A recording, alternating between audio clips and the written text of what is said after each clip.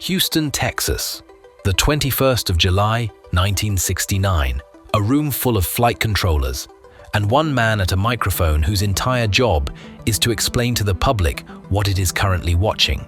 His name is Douglas K. Ward. He works in public affairs. And at this moment, there is nothing to describe, because the spacecraft has passed behind the moon and the signal has stopped and there is nothing on the loop at all. So he reaches for something. He says that not since Adam has any human known such solitude, and adds that the man up there has nobody to talk to except the tape recorder aboard his spacecraft. It is a good line. It is delivered live as color commentary to cover a gap of about 47 minutes, and that is where it stays. Quoted, reprinted, and repeated for the next half-century as though it were a measurement. It is not a measurement. The man being described is Michael Collins, command module pilot, orbiting roughly 60 miles above the lunar surface while two of his crewmates walk around on it.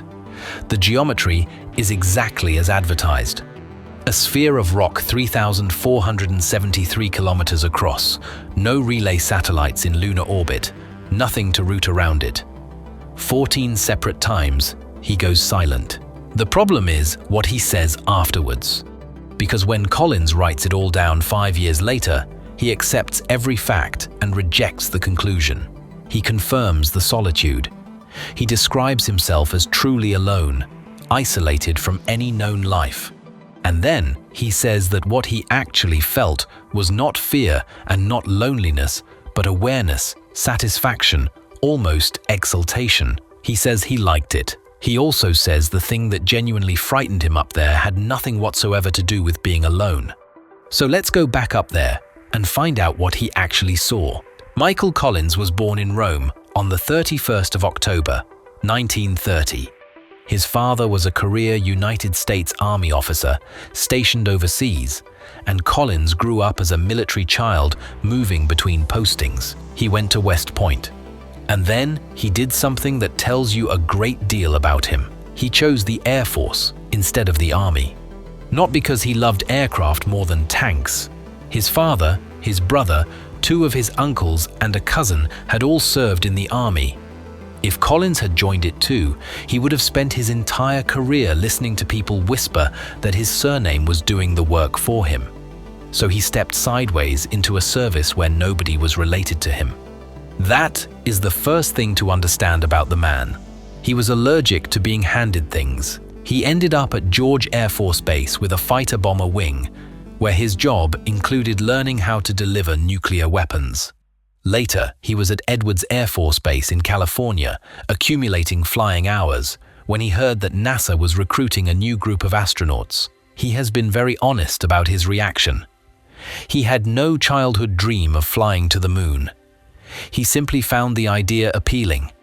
What actually pushed him to apply was watching John Glenn orbit the Earth in 1962, the first American to do it, and thinking about what it would be like to circle the entire planet once every 90 minutes. Above all, the weather. So he applied. He was accepted. He was a young pilot with 3 children under the age of 5. Now, here is where the story turns, and it turns on a piece of paperwork. Collins was originally assigned as a lunar module pilot. That is the seat that lands. Then a mission was cancelled, and the crews were shuffled. Collins was moved up to prime crew on a later flight, a promotion. On paper, and in the same movement, he was reassigned from lunar module pilot to command module pilot. The reason was a rule. Deke Slayton, who ran flight crew operations, had decided that the command module pilot on any mission carrying a lunar module had to be someone who had already flown in space. He did not want a rookie alone in the command module. Collins had already flown on a 2-man Gemini mission with John Young. The other candidate had not, so Collins was it. He wrote about the moment it sank in, and the list he made in his own head is almost flat in its delivery. He was not going to walk on the moon. He would be the man who drove.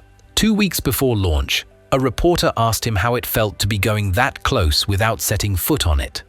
His answer was very Collins. He was going 99.9% of the way, and that suited him just fine. Whether he entirely believed that at the time is one of the few things about this story we cannot check. Collins spent months preparing for a job that almost nobody was thinking about. He commuted between the NASA centers in Houston and at Cape Canaveral in a T-38, a slim two-seat jet, usually flying it alone. And by launch day, he had logged around 400 hours inside a command module simulator. 400 hours of failure. That is what a simulator is for. Instructors sit outside the box and break things, and the pilot inside has to work out which obscure component has just killed him.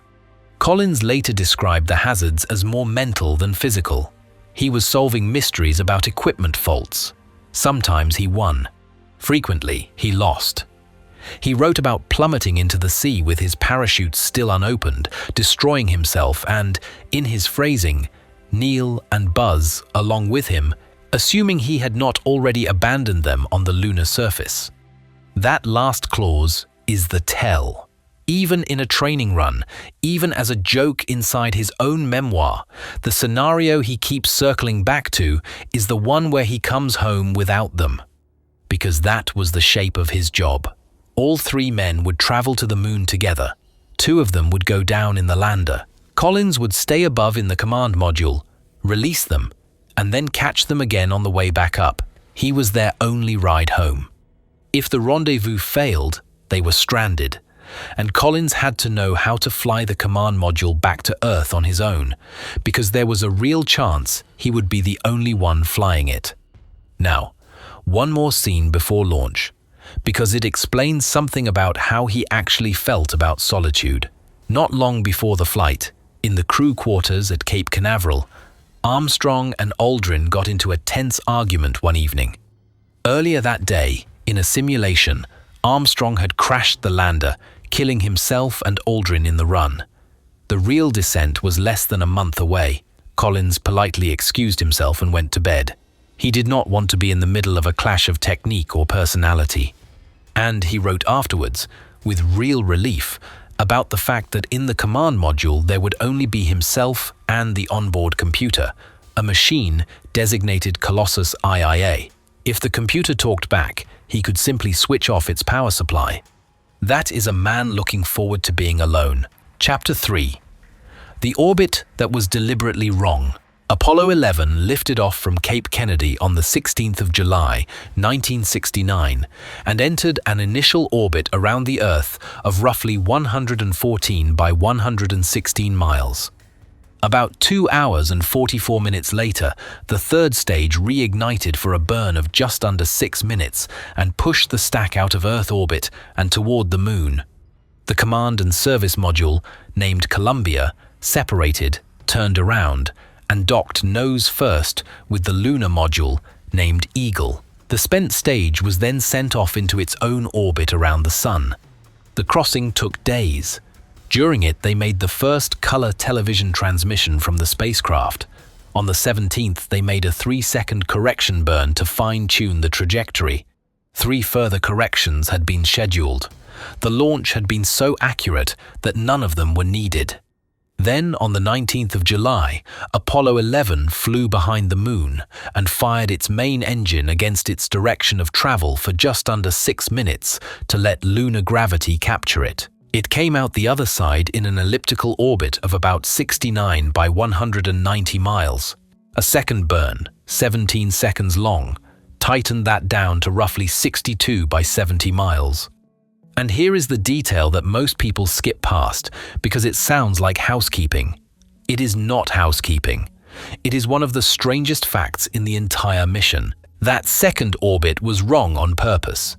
The flight plan required Collins to be in a near-circular orbit at a specific altitude when Armstrong and Aldrin came back up to meet him. So the engineers did not put him in that orbit. They put him in a slightly different one and then let the Moon change it for them. Because the Moon's gravity is not smooth. On Earth, we tend to imagine gravity as a single, clean pull toward the center of a ball. Around the Moon, it does not behave that way. The mass underneath the surface is distributed unevenly, and as a spacecraft passes over denser and lighter regions, it gets tugged slightly harder and slightly softer. Over many orbits, those small tugs add up. A perfectly circular orbit will not stay perfectly circular. It will slowly deform. So the mission planners worked backwards. They calculated how lunar gravity would distort Columbia's path over the following day, and then deliberately inserted Collins into an orbit that was incorrect in exactly the way that would drift into being correct by the time he was needed. Think about what that requires. It requires knowing the interior of another world well enough to predict, hours in advance, how its buried mass will nudge a spacecraft that has not arrived there yet. They flew a wrong orbit because they trusted the moon to fix it, and it worked. On the 20th of July, 100 hours and 12 minutes into the flight, Eagle undocked from Columbia. Collins inspected the lander visually as it drifted away from him. On the recordings, you can hear him asking the other two to keep talking to him. At 101 hours and 36 minutes, while they were around the far side on their 13th orbit, Eagle fired its descent engine for 30 seconds and dropped its low point down to about 9 miles above the surface. Then, at 102 hours and 33 minutes, with the lander roughly 300 miles uprange, the powered descent began an engine burn lasting a little over 12.5 minutes. 8 minutes in, Eagle was about 26,000 feet above the ground and around 5 miles from the target. Armstrong took partial manual control near the end and steered to avoid a crater, which stretched the burn about 40 seconds longer than the plan allowed. Eagle landed in the Sea of Tranquility, roughly 4 miles downrange of the predicted point, and about a minute and a half earlier than scheduled. Collins was not watching any of this. He was in orbit, moving. He heard Armstrong's voice crackle over the radio, telling Houston they were down, and then his own spacecraft carried him onward. He would keep going round, roughly every 2 hours, the near side, then the far side, voices, then nothing. Armstrong stepped onto the surface at about 109 hours and 42 minutes into the mission. Aldrin followed around 20 minutes later. They set the television camera on a tripod about 30 feet from the lander, and an audience estimated at 650 million people watched it happen. Michael Collins did not see it. The most watched broadcast in human history at that point was transmitted from a machine his crewmates had ridden down in, and the third member of the crew, the man who had spent 400 hours learning how to bring it all home, had no picture of it at all. He had a job. He had systems to monitor and checks to run. He had, by his own cheerful account, a rather nice little domain. He called himself the Emperor of it, said it was surprisingly roomy, and pointed out that he had warm coffee. That is not the line of a man in despair. Down on the surface, meanwhile, the two moonwalkers ranged up to about 300 feet from the lander. They set out a small package of scientific instruments. They gathered rock and dust samples and described them aloud as they worked. They left behind a plaque signed by the president and the 3 astronauts, medallions bearing the names of the 3 Apollo, 1 astronauts who died in a launch pad fire and 2 cosmonauts killed in accidents, and a silicon disc 1.5 inches across carrying goodwill messages from 73 countries. Aldrin was outside for about an hour and 33 minutes. Armstrong followed him back in about 40 minutes later. The whole excursion lasted a little over 2.5 hours, and the 2 men were on the surface for roughly 21.5 hours in total. And above them, once every revolution, a man went silent for 47 minutes with a camera stowed beside him. So what was actually happening during those blackouts? Nothing mysterious. That is the point. It was pure geometry. Radio signals travel in straight lines. The moon is a solid sphere of rock about 3,473 kilometers across. When Columbia passed over the eastern edge of the disk as seen from Earth, that sphere physically interposed itself between the antenna and home. There were no relay satellites in lunar orbit. There was no backup path. There was no network to route around the obstruction.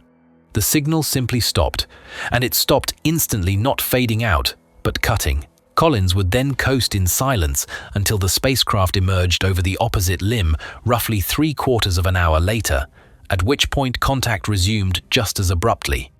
And it was not only Earth that was blocked. Eagle was working on the near side. So during each far side pass, Collins was cut off from mission control and from his own crewmates simultaneously. He was on one side of a small world, and the entire rest of the human species was on the other. Apollo 11 completed about 30 orbits of the Moon across the mission. Collins was on his own aboard Columbia for something in the region of 21 to 27 hours, depending on which account you use, and completed around 14 solo orbits while Eagle was away. Some sources give the blackout as 47 minutes, some give 48. The difference is the kind of thing that depends on where exactly you place the edge of the shadow, and it does not change the experience by any meaningful amount. Now, somebody at NASA had to describe this to the public, live, while it was happening. That job fell to Public Affairs Officer Douglas K. Ward, speaking from Mission Control. And on the 21st of July, he reached for a comparison that has outlived almost everything else said that week. He said that not since Adam had any human known such solitude, and noted that Collins had nobody to talk to except the tape recorder aboard Columbia.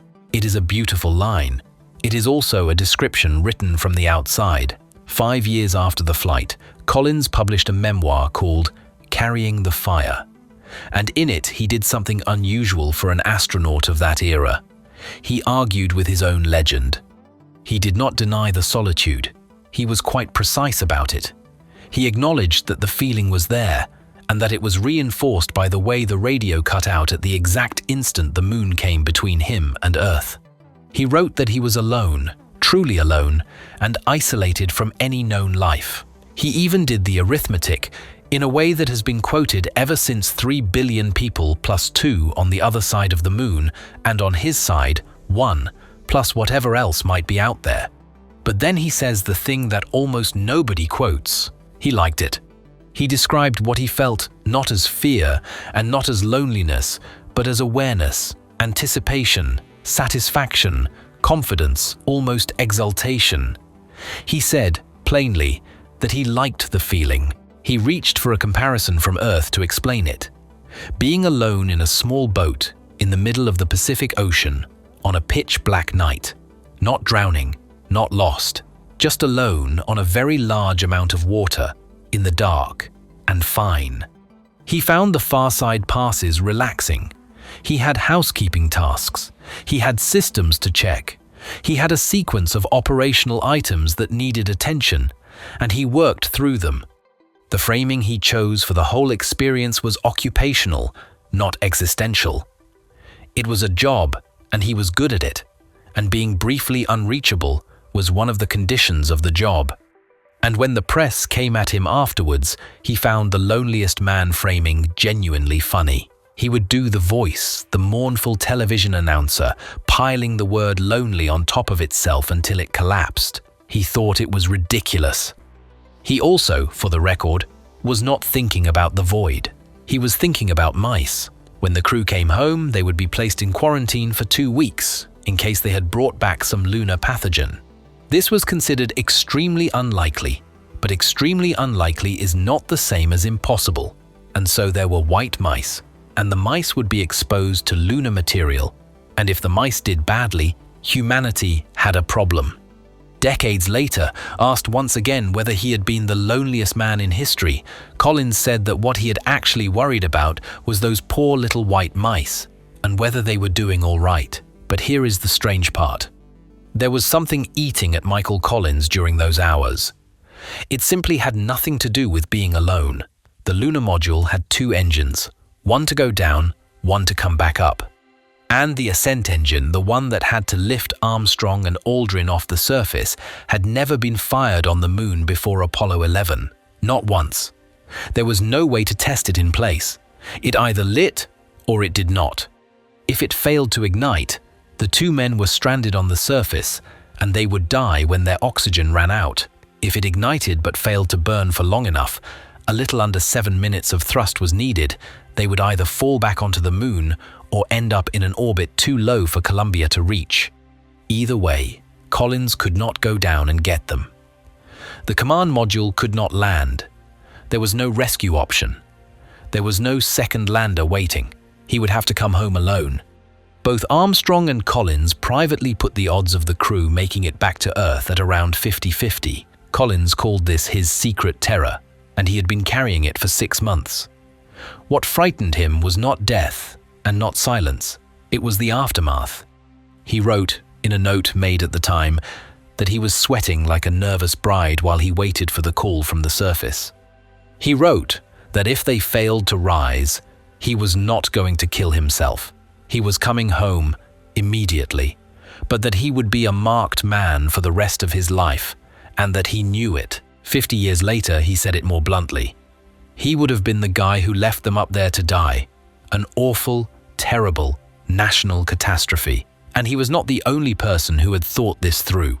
2 days before the landing, on the 18th of July, a memo was prepared in the White House by speechwriter William Safire, titled "In Event of Moon Disaster."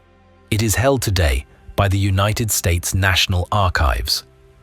It was a speech for the president to read if the ascent engine failed, a eulogy for 2 men who were still alive, written while they were still in transit.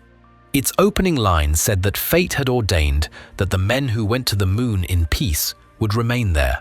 It mentioned Armstrong. It mentioned Aldrin. It did not mention Collins at all, which is, in its own quiet way, the whole story.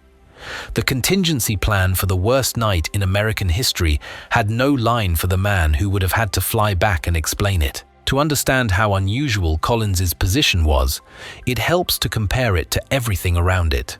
Start with the view, because this is the part people get backwards. We assume the astronauts on the surface had the better sight. Collins pointed out that they did not. When you are standing inside a crater, he explained, you look north and you see a crater rim. You look south and you see a crater rim. That is the view. From orbit, you get the panorama. You get the moon as it actually is not the flat coin of light we see from our gardens, but a ball hanging in nothing, curved by light and shadow, rolling underneath you. Now compare the isolation itself. Being alone is common. Being alone with an entire astronomical body between you and every other human being is not. The experience of orbiting the moon solo while crewmates walked on it has been shared by only a handful of people in the whole of history. A small group of command module pilots sitting in the same seat doing the same waiting. Charles Lindbergh, who understood something about long, solitary flights, wrote to Collins after the mission. He told him his part had a greater profundity than people realized, and that he had experienced an aloneness unknown to man before. Then compare it to distance. Signals from the probe Voyager 1, launched in 1977, now take more than 22 hours to reach it, and it is still transmitting from interstellar space on a power source about the size of a car battery. That is a far greater isolation by any measurement you like. But Voyager is a machine. It does not notice. And finally, compare it to now. The geometry has not changed. On an Artemis flight around the moon, the same shadow falls across the same signal path, and the crew loses radio and laser contact for around 40 minutes as the moon passes between them and Earth. Before his mission, Artemis pilot Victor Glover suggested the world use that gap deliberately as a shared moment to hope and to send good thoughts toward a crew nobody can hear. On the ground, a large antenna at Goonhilly Earth Station in Cornwall has tracked the capsule's signal and fed its position back to NASA. The station's chief technology officer described the human version of the same problem. They get slightly nervous as the spacecraft goes behind the moon, and very relieved when it comes back out. That gap may not last forever. The European Space Agency's Moonlight program is planning a network of satellites in lunar orbit to provide continuous communications, including on the far side, because a permanent presence on the moon needs contact 24 hours a day, and because the far side will eventually want to be explored too. which means the silence Collins flew through is, in engineering terms, a temporary defect, something we are actively working to abolish. 14 orbits of it may turn out to be one of the rarest human experiences ever recorded. At 124 hours and 22 minutes into the mission, on the lunar surface, the ascent engine fired. It burned for a little over 7 minutes and shut down with Eagle in an initial orbit of about 11 by 55 miles, while Columbia was on its 25th revolution. A further firing of the small maneuvering thrusters nearly circularized the lander's path at around 56 miles, roughly 13 miles below Collins, and slightly behind him, and then adjusted it again to begin the climb toward him. Docking happened on Columbia's 27th revolution at about 128 hours and 3 minutes. Collins was later asked what the best thing he saw on the entire mission was. Not the Earth, not the craters, not the far side. It was the lunar module coming back, a small dot in the distance, a speck of black against the gleaming grey. Because a dot moving toward you means the engine lit. It means the burn held. It means the speech in the White House drawer stays in the drawer. It means Neil and Buzz will be back inside shortly and everyone is going home. 4 hours after they transferred across, Eagle was cast off and left in lunar orbit. On the 21st of July, behind the moon, the main engine fired for about 2.5 minutes and pushed them out of lunar orbit toward Earth. They slept for around 10 hours. One small correction burn was needed on the way home, about 11 seconds long. They re-entered on the 24th of July.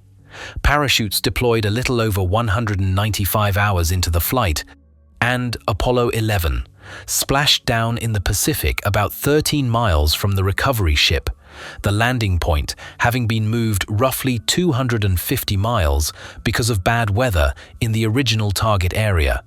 The total flight ran about 36 minutes longer than planned, and then it was over. And the second job began, the one none of them had trained for. They were no longer private men. A ticker tape parade in New York brought out 4 million people. Then a world tour, 28 cities in 25 countries in 38 days, shaking hands until their fingers ached, including with the Queen of England. Collins's daughter Kate, who was 10 years old when her father went to the moon, remembered that for the first few years afterwards, he could not go anywhere without being recognized. Then, gradually, he was forgotten, which appears to be roughly what he wanted. Collins never flew in space again. He worked at the State Department, then ran the National Air and Space Museum, then moved into aerospace business, then started a company of his own. He stayed married to Patricia, whom he had married in 1958. He read a great deal. He ran, biked, swam, fished, painted and cooked, and described himself as hunting for a genuinely good bottle of wine for under $10. He was, he admitted, becoming a little grumpy, irritated mostly by the worship of celebrities and the inflation of the word hero. He did not think astronauts qualified. They had worked hard and done their jobs close to perfectly, he said, but that was what they had been hired to do. Asked to sum himself up in one word, he rejected grumpy and offered a different one. All three of them, Armstrong, Aldrin, Collins, had been born in 1930. They arrived at exactly the right moment in history to do the thing they were built for. He put his own share at 10% shrewd planning and 90% blind luck. He said they should put lucky on his tombstone. He died on the 28th of April, 2021, at the age of 90. There is one more image to deal with, and it is the reason this story keeps coming back. As Eagle rose from the surface with Earth hanging behind it, Collins lifted a camera and took a photograph. Look at what is in that frame: the moon, the Earth, and the lunar module carrying 2 men. Every human being alive at that moment is inside that picture. Every animal, every living thing anybody has ever confirmed exists. Except one. The man holding the camera is the only living creature in the universe, not in the photograph. He is standing floating precisely outside the entire inventory of known life, and he is the one who framed it. He said afterwards that the picture never quite captured it, that it did not sparkle the way the real thing did. Collins thought about what our species might eventually be remembered for, and he was not sentimental about it. He wrote that if the history of the galaxy ever gets written, and Earth gets a mention at all, it will not be because its inhabitants once visited their own moon. That step, he thought, would simply be assumed the way a newborn's first cry is assumed. What would actually be worth recording is what kind of civilization we built, and whether we ever went further. And he kept returning to one idea for the rest of his life, that if the political leaders of the world could see the planet from 100,000 miles away, something in them would shift. From out there, the borders are invisible. The arguments are silent. The globe just turns, small and shiny and blue and white, ignoring its own subdivisions. He never claimed a single glance would fix anything. He said it would plant a seed. So this is what Apollo 11's third astronaut actually saw on the far side. Not a secret, not an anomaly, not something hidden in the dark that the rest of us were never told about. He saw stars, and the absence of stars where the moon blocked them out. He drank warm coffee. He worried about 2 men and some mice. He worked through his checklist, came back around the limb, and said hello to Houston. The world looked at the geometry and decided it must have been the loneliest place a human being had ever been. Collins looked at the same 47 minutes from the inside and found them, quietly, almost enjoyable. Both of those things are true, and they do not fit together. And that gap is the most human thing in the entire mission. We built the rocket. We calculated an orbit that was wrong on purpose and trusted a dead world's buried mass to correct it. We put one man on the far side of the moon and lost him, deliberately, 14 times.